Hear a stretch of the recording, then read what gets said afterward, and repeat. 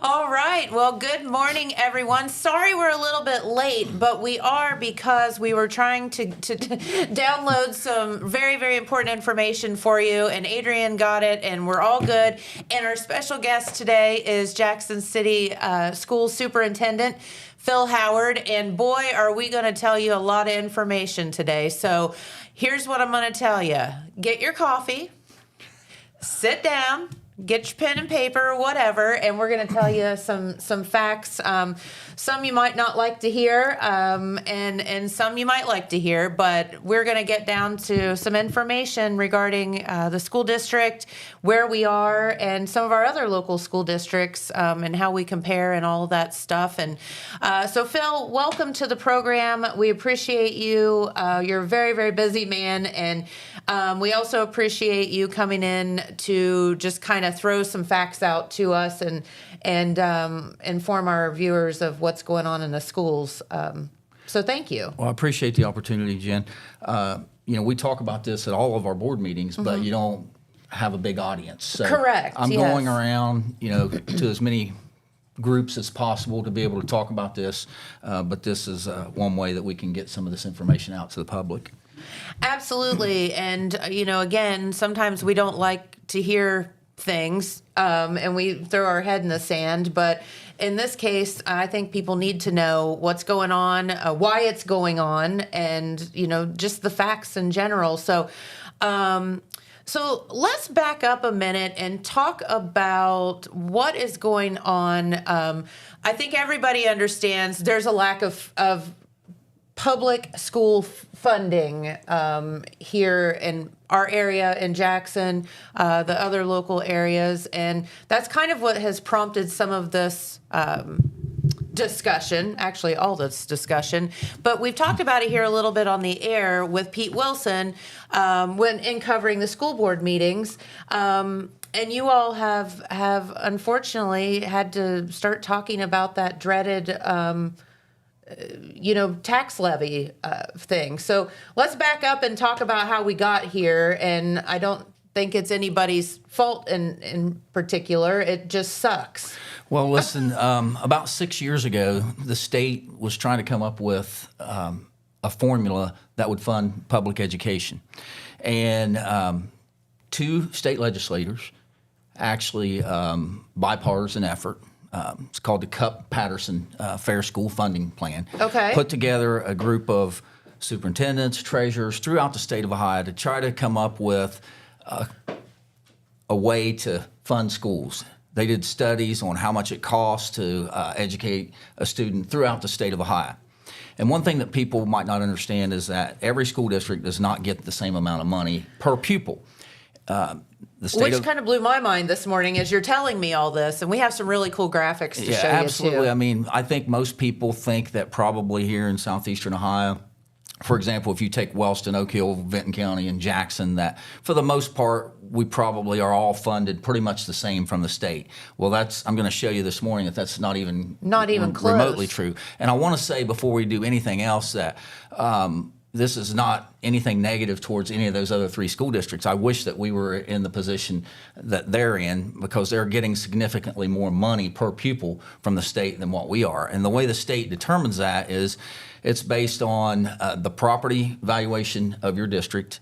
It's based on the income of the residents of your district. And in the state's eyes, Jackson City School District is wealthier than these other districts. So they take the approach that if you want more money to run your schools, then you have the capacity or the ability to be able to raise it locally. So to get to the nitty gritty of it, basically they're saying that we're rich here and that we should be paying for it ourselves versus getting any kind of state or more state funding. Exactly. They say that we have the capacity to be able to raise more money locally than these other neighboring districts. And we would have. They implemented the Fair School Funding Plan 4 years ago. Okay. And they were phasing it in. This was the year that it was supposed to be fully phased in. And if that were to happen, we were going to get about $4.6 million more than what we would have gotten than what we got last year. And I think we have a graphic on that 4.6 million there somewhere. But instead of that happening, we actually ended up getting cut 1.4 million. So you could argue that, we really lost $6 million. Whoa. And so that's put us in the predicament that we're in. Now, part of there's the 4.6 million more that we would have gotten over the next 2 years based on numbers that we had last year. Well, how are they justifying not implementing the plan that they were going to implement? Well, there's an affinity throughout the state, and particularly in Columbus, for private schools. And the state spent $1 billion on vouchers for private school students. Yeah, I heard about that. And they also gave $600 million to the Cleveland Browns for their new stadium. So that's $1.6 billion that could have gone into the pot to fund public education. That $1.6 billion would have fully funded the plan, and we would be getting that $4.6 million. So, whoa. Are you telling me that the state of Ohio, whatever person up there decided this was a good idea, decided that a football stadium for the Cleveland Browns, which, by the way, are privately owned, is better than educating our children? Well, I'm telling you, they made the choice to spend $600 million for a football stadium instead of putting it You in have got public to education. be So.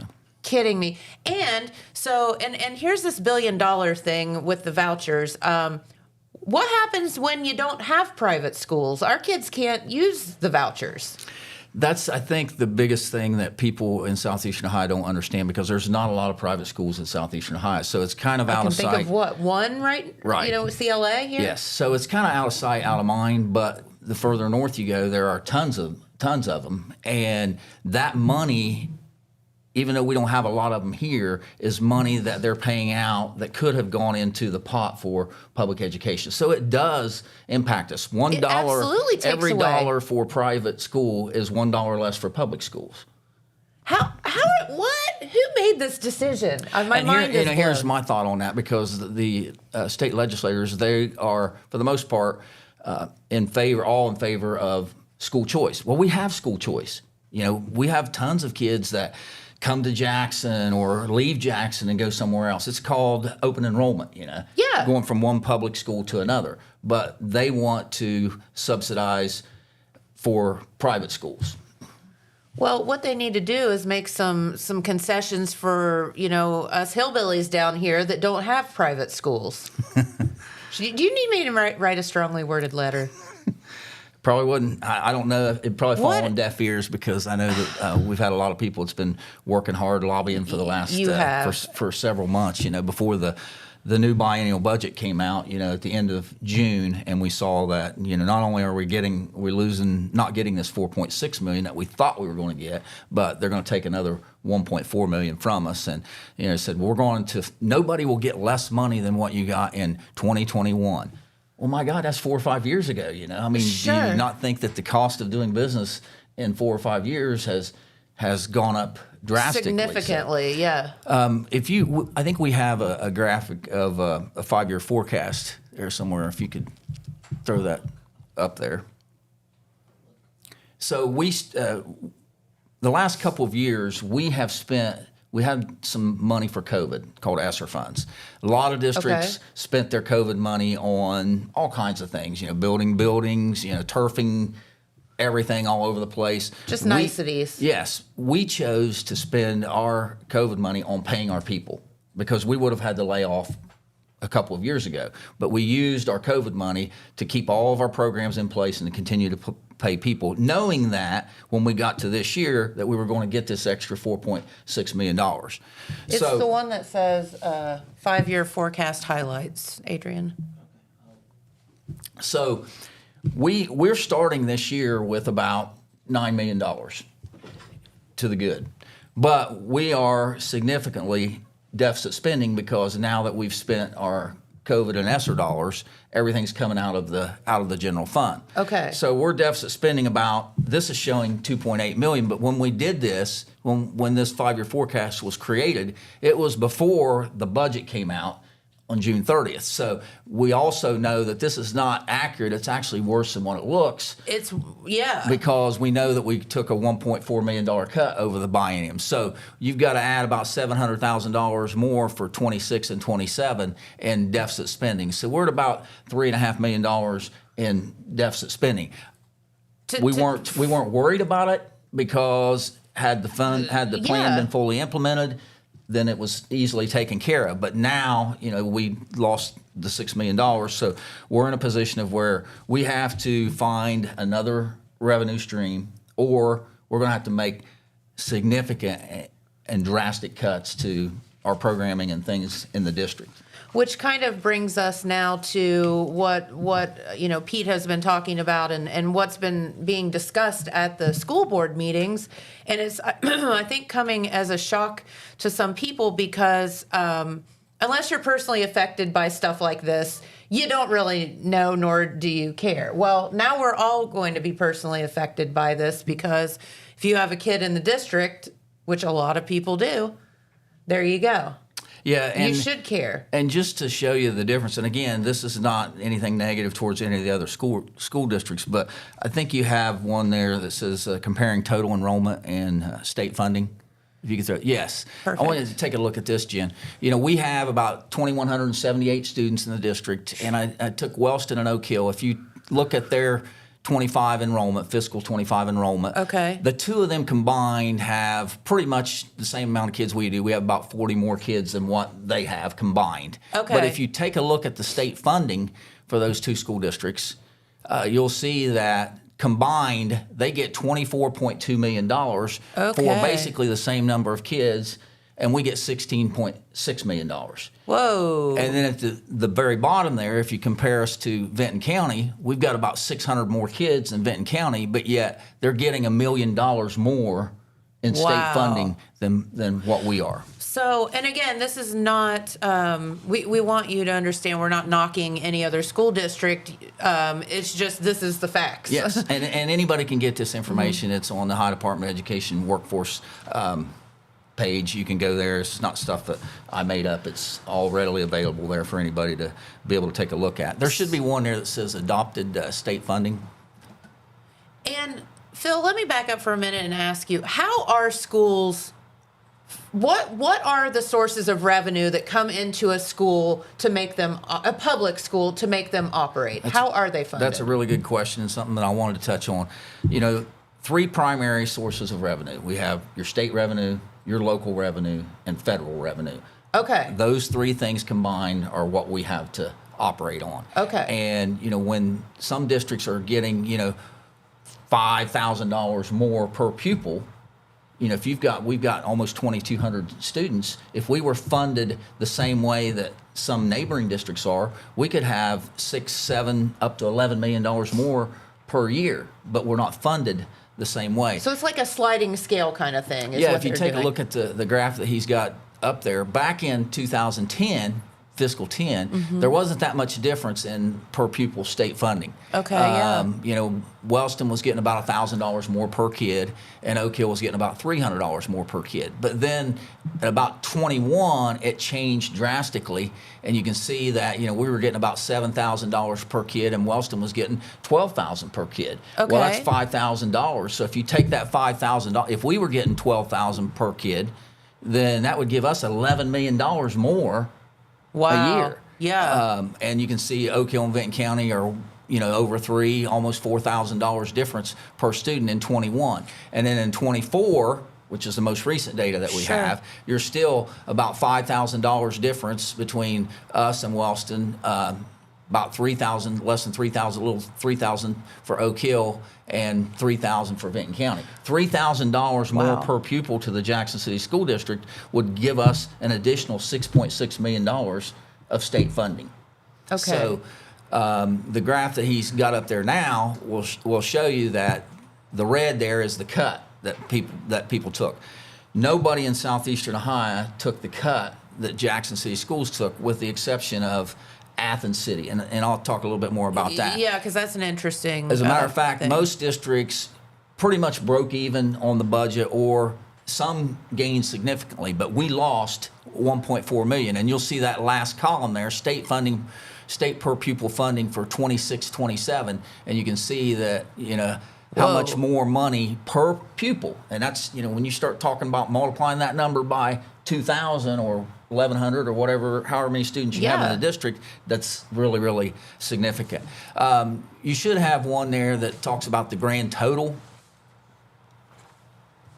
Yeah, and this, as you mentioned earlier, Jennifer, what are our sources of revenue? Yeah. This is your state funding, your local funding, and your federal funding, Okay. all combined. Okay. Yes. And so if Gotcha. you go down to that last row there, fiscal 24, you'll see that we get about $16,000 per pupil. Okay. And these other districts are getting, 21, 19, so $3,000 more per pupil at Oak Hill, and about $5,000 more per pupil at Benton County and Wellston. And again, if you multiply that difference by the 2,200 students that we have, you're Sure. talking about 6.6 million more per year, up to 11 million more per year. And so what is the justification? So I guess I'm just really not understanding how this can be justified by anybody, because they're saying that our school district is rich. That's what they're saying.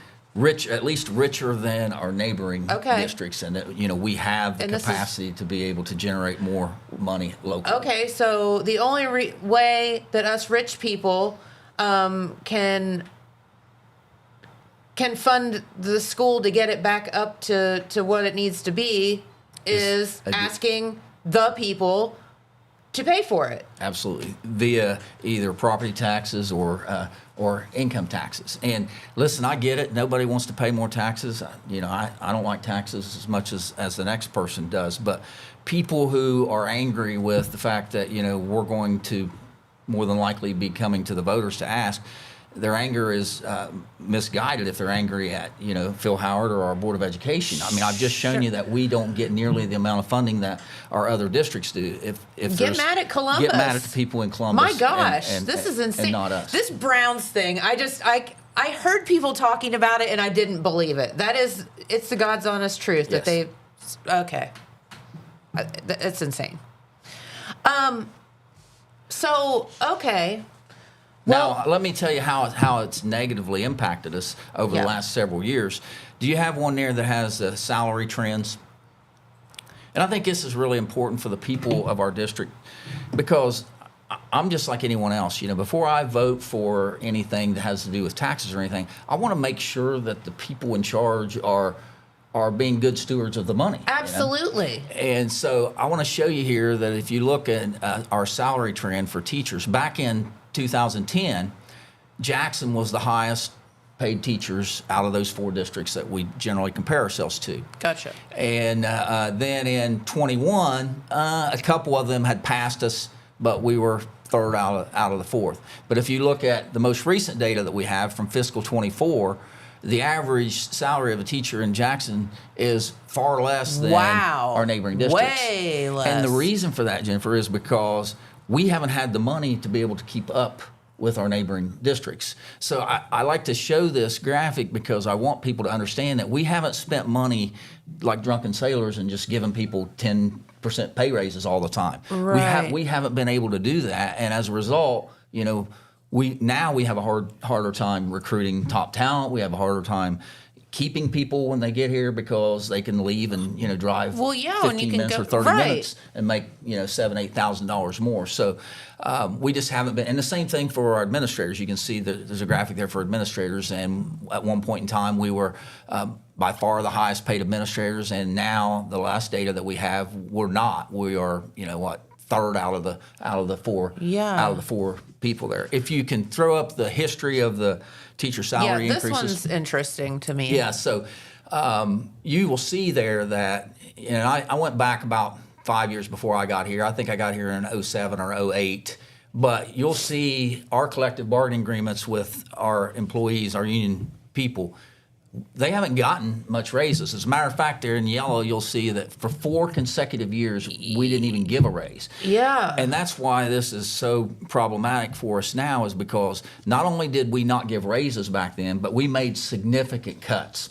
And we did away with about 23 teaching positions that most of those have not been brought back. So now we're in a position of where we're either going to have to find an additional revenue stream or make significant cuts. But I don't have a lot of You don't have any wiggle room. Yeah, because we didn't replace a lot of those things. So, and it's not like, that we tried to make up for that by giving a huge raise 1 year after that. The biggest raise you're going to see there is after the 4 years of 0% increase, they got a 4% 1 year. Okay. And the rest of the time, it's been basically 2s and a few 3s. Which here and isn't there. even the cost of living increase. Absolutely. So I wanted people to know As that, an average. this is, we've not just given away money and spent it, just thrown it away. I feel bad that, our people we haven't been able to keep up with neighboring districts, but we've had to do what we had to do to stay afloat. Okay. There should be one there that you have a comparison with Athens. Ooh, this is So wild. what I want to draw your attention to here is that I told you that no district got hit as hard as Jackson did in the new biennial budget, with the exception of Athens. Yeah. And so you'll see there in that second red column, and by the way, if you look at enrollment, we're pretty much the same. I mean, they got a few kids more than us, about 50 kids more than us district-wide. Okay. But if you look at the state aid per pupil, they get even less than we do. Yes, they do. And they're a couple $1,000s less than we are. But if you look at the local revenue per pupil, they bring in significantly more money locally than what we do. And the way that they do that is they have an income tax. Okay, And that's what I was going to ask. How are they bringing in so that then local when money? you go all the way out to the very end, when you look at the total revenue per pupil that they have to operate with, they actually have about $3,000 more per pupil than we do because they generate so much money locally. And one of the things that I was kind of shocked about was, I thought, well, Athens is probably more affluent in terms of income than I what would have we thought are. that. But there's only $1,000 on the average income, and that was the most recent day. It was tax year 22. $1,000 more the people in Athens make than the people in Jackson. Look at the teacher salary. Yes, the average teacher my salary, is $16,000 more in Athens than it is here in Jackson. Whoa. So I think that's important for people to see that, how districts that are underfunded by the state are being able to cope with, the financial situation. They are, but they're doing it, and let's just be honest, on the backs of the taxpayers. Absolutely. But sometimes you don't have a choice. And so our board, in determining what we're going to do here, Yeah. we had to make a decision of, and nothing's been final yet. We've had conversations in all of our public this is still discussion. public board up in the meetings, air. but we talked about property tax. I think that the board felt like that there are a lot of people out there with property taxes that are elderly people in particular that are being taxed out of their homes. Yeah, oh, yeah. I mean, you get your tax bill and it's like, Yeah, and you we know, felt like two mortgage that payments. They felt like that, and again, we haven't officially done it, but I think it is coming. They feel like that the best route to go is an income tax. Now, there's two different types of income tax. The one that we're going to be looking at is the earned income tax, which means that anyone who is on Social Security or has a pension coming in, those people will not be taxed. It'll Sure. only be the people that are currently working. And who would get taxed? Like people within the school district, people within the city of Jackson? How does that work? That's a good question because it's a little bit different than the way the city tax works. Because we just passed the city income tax and we kind of know how that works, but This would be, as my understanding is, that anyone who resides in the Jackson City School District, where you're employed is irrelevant. So if you are So it's a where you resident, live. Yes, if you're a resident of the district, not the city, of the district, then you would be subject to the income tax. okay. Okay, that makes sense. And It's then- just a little different than Yes, and moving forward, our board is going to have to make a determination of, how much money we're going to ask for. And nobody wants to ask for, because we know that people are taxed to death. Yeah. Nobody wants to ask for more money than what we actually need. So we will try to keep it at a minimum. And then there's still the hope that and I don't know when with the current state of affairs in Columbus right now, but potentially, obviously the next 2 years are locked in because the biennial budget. Well, that's what I was going to ask. Like, is there a chance that this thing gets reversed, or? Well, it definitely won't happen within the next. So within the next 2 biennial years. budget is every 2 years. Yes. Okay. And if you look at our 5-year forecast, we're projected to, the $9 million that we have on hand. When you're deficit spending on, $3 million a year, we're going to be broke. And before the end of the third year. All right, Phil. So what does that mean? What? Well, I mean, this is kind of falling on your shoulders and the school board to make these really, really tough decisions, and there's no win. The board had asked me to come up with a list of things that we would consider cutting if we don't find an additional source of revenue. And I've done that, and none of these things are good. I mean, we don't want. Can you throw those projected cuts up? None of these things are good. I'll just run through this list if you don't care. Here, absolutely. These are things that people need to know. And again, not saying that all of these will be cut. Not saying that any of these will be cut.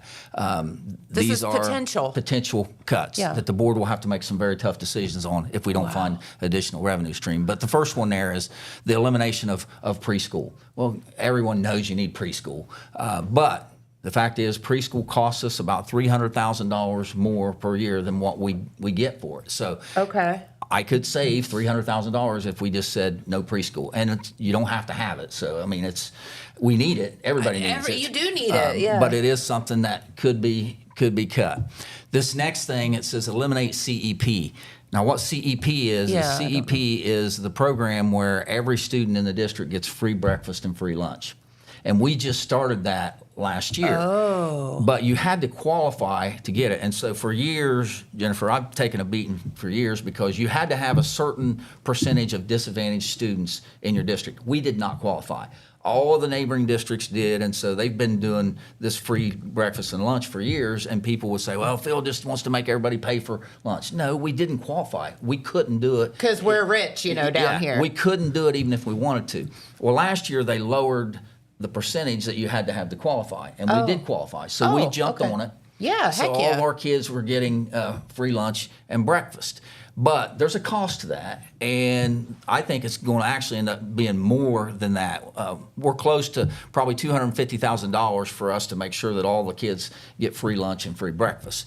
Now, if we cut that, we would save that or more, but there would still be some kids that would get free lunch because they're still going to qualify. You'll still be able to qualify. But the kids that are in the middle income and the upper level income of our district, they would have to pay. And can you throw that one up there about the lunch thing? So this is the price of what our breakfast and lunch was the last year that we did it. Sure. All right. And take a look at that third one, grades 9 through 12. It's $275 for breakfast at school, $390 for a lunch. So if your child eats breakfast and lunch at school, it's costing $6.65 a day. Well, we have about 170 days of school during the year. Okay. So if you take that $6.65 and multiply it by 170 down at in that bottom box, it would cost $1,130 for you to pay for breakfast and lunch for your child. For your child. For one child. For one child. Good point. Because a lot of people have 2 or 3 kids, so you can people can do the math here and see what that's going to cost if we have to cut that. When you put that in comparison to what we would be asking for you to pay in an income tax, and I'll just throw out a number. We saw that the average income of our district was $62,000 or something like that. So let's say $70,000. All right, 1% of $70,000 is $700. $700. It's not $1,100 for one kid. Yeah, for one kid. And then some of the other cuts there could end up costing additional money too. Sometimes I feel like that you have to make the decision between what's the lesser of two evils. Absolutely. And this might be one of those situations here, because if we have to do away with that, it's going to cost a bunch of people additional money for their kid to be able to have lunch and breakfast. And you say, well, okay, I won't have my kid eat breakfast or lunch at school. I'll pack it. Well, then there's, my God, those Lunchables cost free. Yeah. they cost more than the lunches do. So that's something. Can you go back to the one that says potential cuts? So, we've looked at, being able to maybe cut some more positions. And here's the thing. People say, well, 94% of our money is spent on people, salaries and benefits. So if you've got Okay. if you've got That's to cut, interesting if to you've know. got to cut, and that's not unique to Jackson.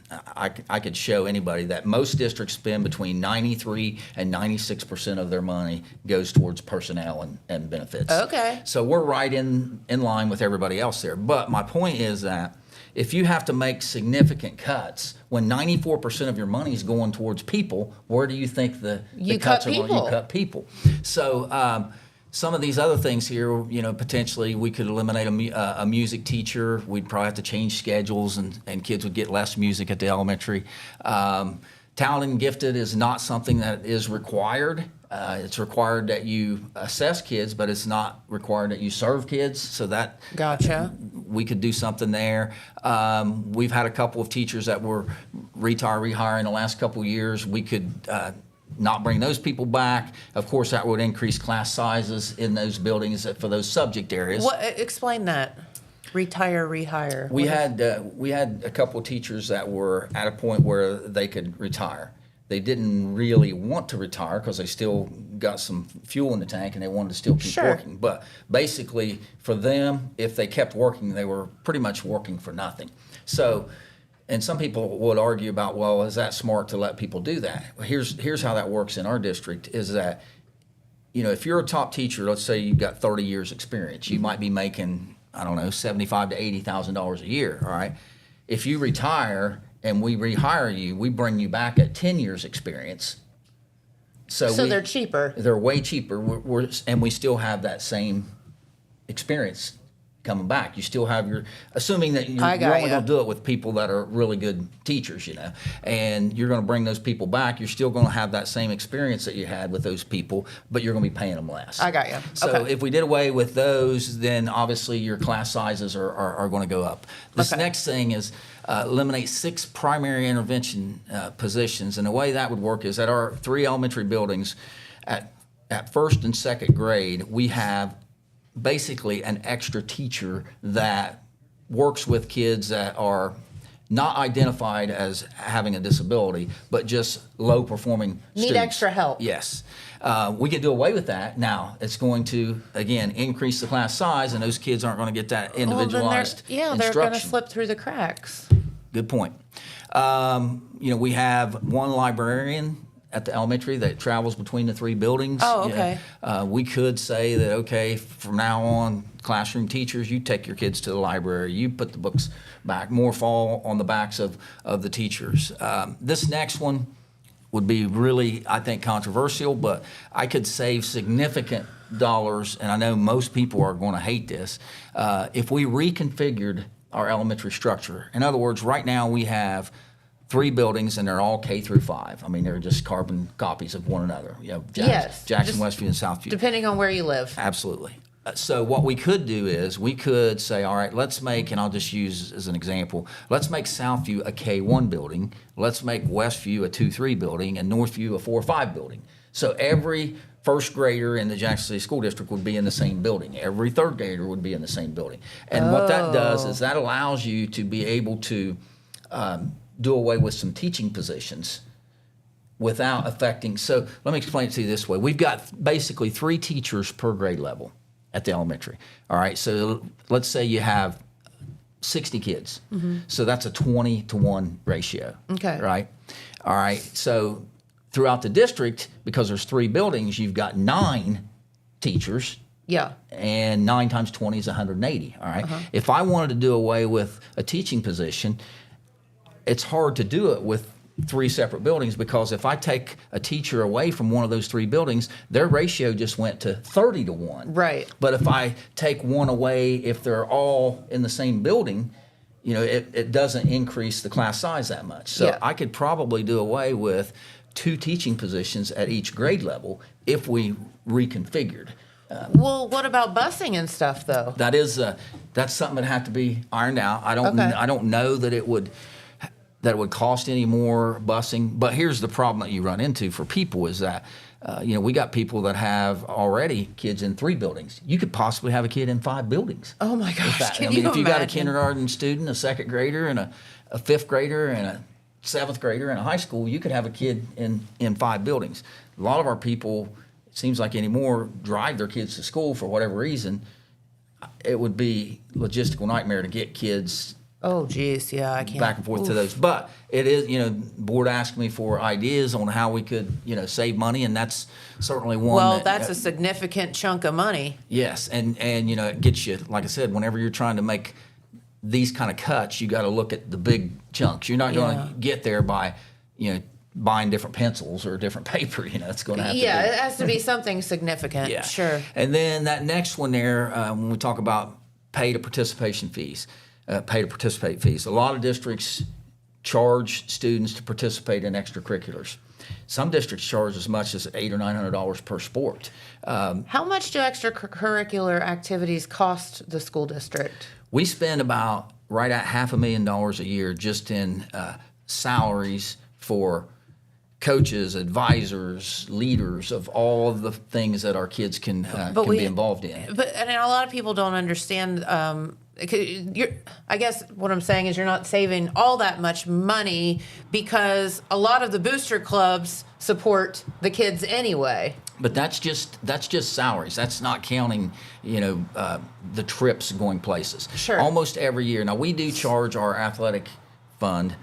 They pay part of the transportation. Okay. But they don't pay nearly what they should be charged. We charge them $1 a mile back to the athletic fund, and almost every year at the end of the year we have to subsidize the athletic fund because they can't make enough money to pay for everything, and so we end up subsidizing it anyway. So athletics don't even come close to paying for themselves. No, absolutely. I've had somebody ask that People before. don't understand go that. to a football game and how many people are there. You make a ton of money. Well, there's a lot of money that goes into putting those things on, and everybody wants to have kids have as many opportunities as they possibly can. In the last few years, we've started bowling, we've started esports, we've Fishing. now we've got fishing and Yep. stuff. But those things come at a cost. Yep. And most of them, in some cases, they're non-revenue generating sports, So you're not making anything No, off of them. you're just cost throwing the you. money out. They just cost you money. But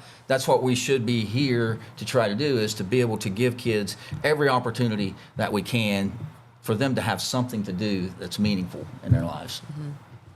And then on the right-hand side there, we have a lot of people in our district that these are specialists that, we have several speech pathologists, we have OTs, occupational therapists,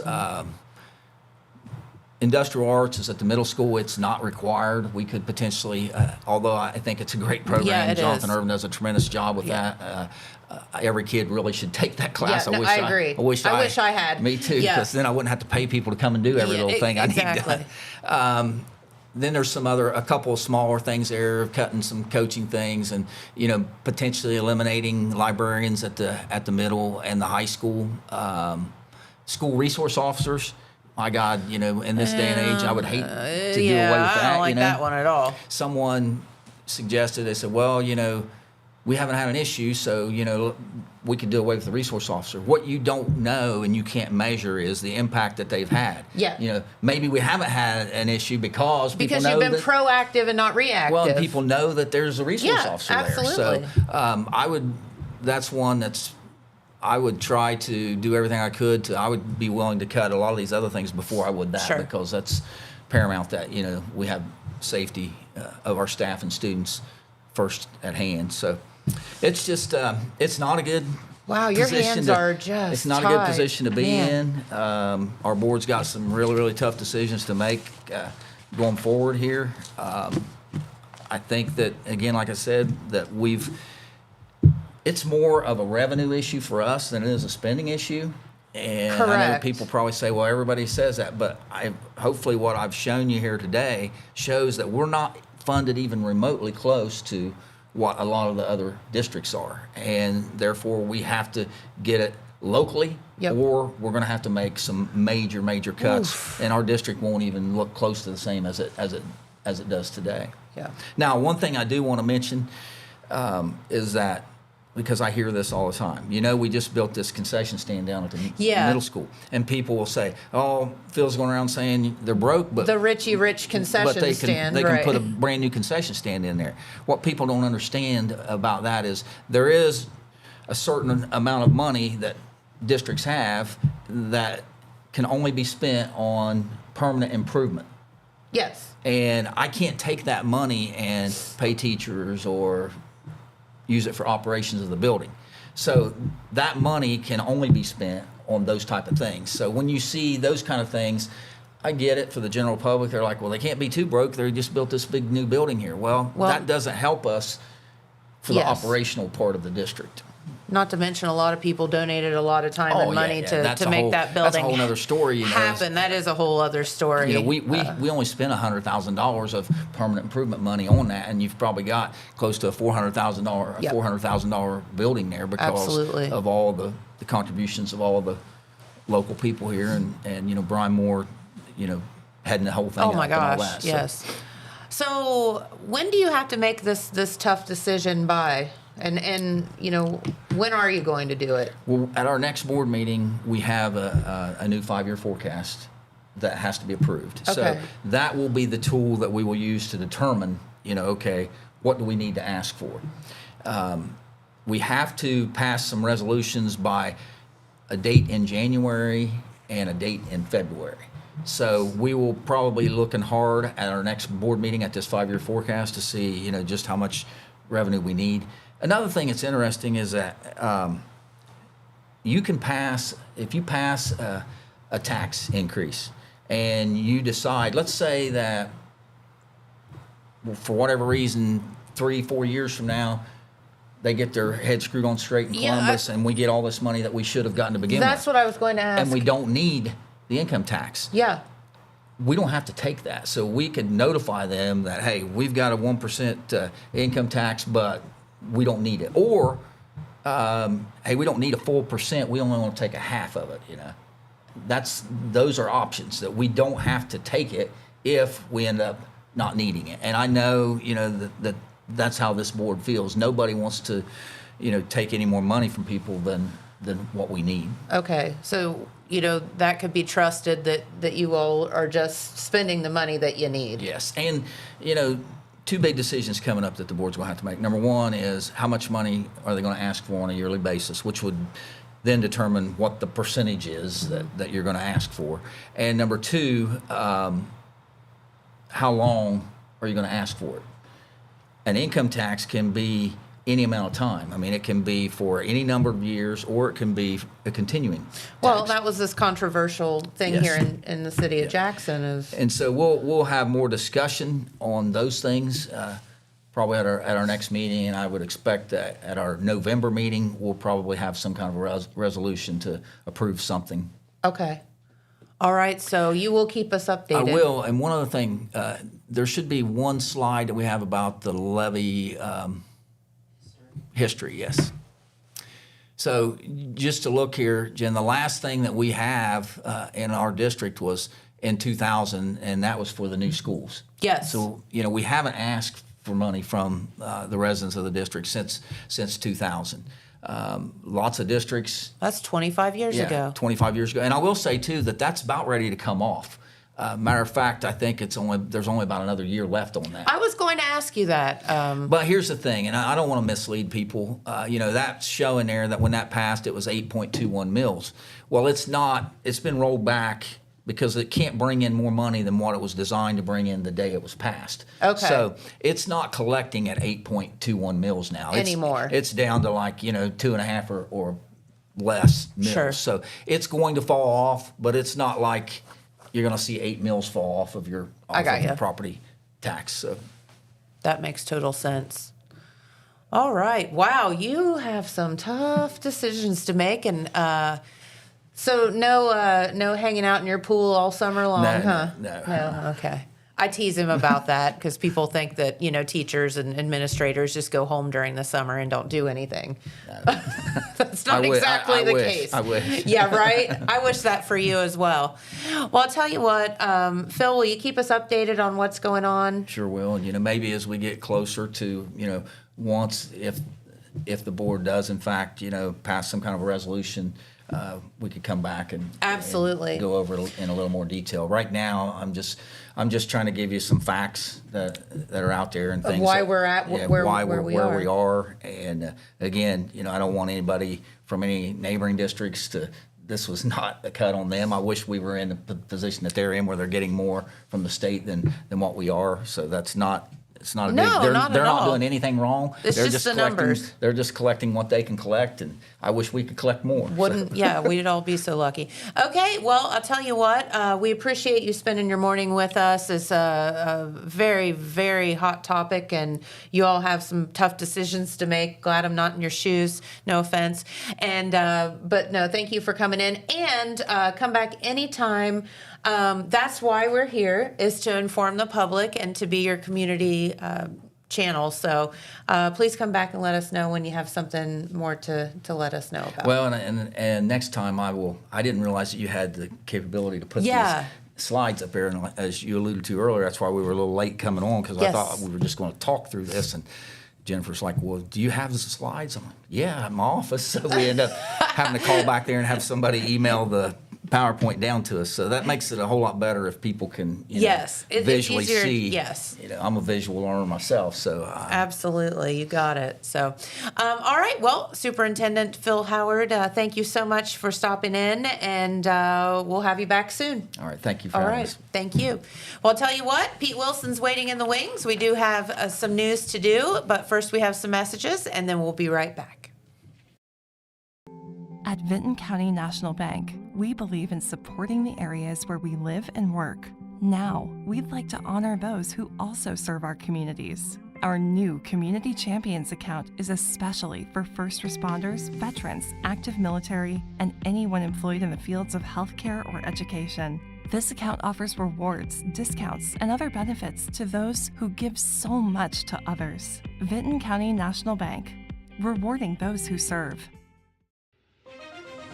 From breaking news to heartwarming stories, the Telegram is your ticket to the latest buzz in town. Read your daily dose of local headlines, sports, and entertainment and more in hand and on paper. Get a print and digital subscription for only $7.95 per month. Delivered fresh every Wednesday and Saturday. Visit thetelegramnews.com or call 740-286-3023 today. Don't just read the news, be a part of it. All right, and we are back with our good friend Pete Wilson and the news. All right. Well, I certainly want to commend Superintendent Phil Howard for coming in. Sure. Because it's not a pleasant topic when No. you're talking about either way, more taxes or cutting things that we are accustomed to have our school district provide. And I will say this: being on the newspaper end. Covering the school board, editing school board stories that Jeremiah covers. He's our normal reporter there. And also having interviews. Phil has been very proactive and public about the situation from the get-go. Yeah. It isn't just backroom talk and then we'll roll it out when we have to. He's letting people know up front what we're dealing with. That's to let people know and also to get their input on what is, for sure. what we all agree is a very crucial issue where, as you say, important decisions have to be made. Yes. So, real quick, what we've got with our time that we have left, Jeremiah Shaver was at the town hall meeting last night that Wellston Mayor Anthony Brenner held. Okay. That was about to give information about the street levy. They have an additional street levy on the ballot in the November election Gotcha. to bring in extra money so they can have a paving program, that would go, for the next several years at least. And of course, for them to have that money, they have to get this passed. So this was a chance for the people to weigh in and ask questions and whatever. So they had that at the city council chambers. We're going to have a story coming. I might be able to tell you a little bit more on the detail tomorrow, but however you want to read into this, there was not a very, very high attendance. There were some city administrators there. There were no council members there, I understand. Maybe they didn't need to be. And there was one member of the public there. Just one? One member of the public my. and one reporter. Okay. So, they either have their minds made up about the street levy, they're okay with the street levy, or they're not for the street levy, and they're not going to tell anybody. So, it's really kind of hard to tell. But disappointing that there wasn't any more people who wanted to get involved and learn firsthand, be able to ask questions and like that. There will be another town hall meeting later on. They're going to do it again. They want to make sure that people have the information and have a chance, to ask questions face to face. Okay. So we'll be reporting more on that. If you are driving in Vinton County, southern part between Hamden and MacArthur, you're going to encounter some paving work. Okay. It's been going on for a little while now.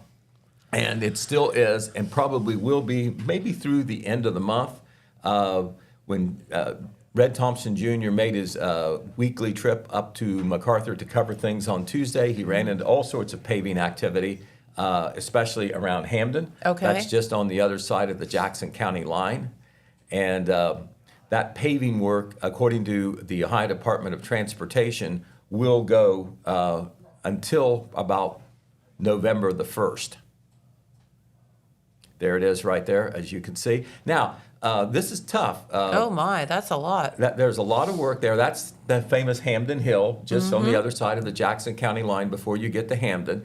But I have traveled up that way too, and when I had traveled up there, there was work going, either milling or paving going on a lot of that stretch of the highway between Hamden and MacArthur, or between actually the county line and MacArthur. And they are keeping at least one lane of the road open, but as you can see, you come up on that paving work, you just can't be rolling in through there at 65 miles an hour or whatever, because that work is taking place almost every day. Okay. And will continue to be. Wow. Okay, we had that power outage yesterday. Remember, Yeah. Jennifer? I called to find out about that because inquiring minds want to know. Exactly. And I found out a little bit of information. The AEP Ohio spokesman was very responsive, got a call back within half an hour of my call late yesterday morning. And unfortunately, they know when the outage occurred, they know how long it occurred. It wasn't quite as long as we said because Right. there was a little lapse in when they updated the website that everybody was restored. It was really only about, it was really only from 8:14 to 9:18, a little bit more than an hour. About an hour. But what happened was something hit a power line. It could have been an animal, it could have been a tree branch, and there were men working in that general area. And that is an automatic safety thing that is triggered when there is contact against a power line in an area where they're working. It puts the power out. That makes To sense. make sure that the workers are safety. Well, then all they had to do was figure out do we have a line down somewhere? What's going on? And there wasn't anything like that. But there was some kind of contact that triggered this safety response where the power gets shut off in that area. Well, that makes sense. And so, officially, 808 customers, 814 customers. In fact, they said 808 yesterday on the website, but it actually turned out to be 814.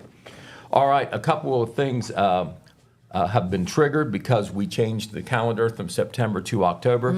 We are now in the fall burning season. That means that statewide, outdoor burning is prohibited in unincorporated areas from 6 a.m. to 6 p.m., and this will go on this month all through October and also November. And that is because those months tend to be dry.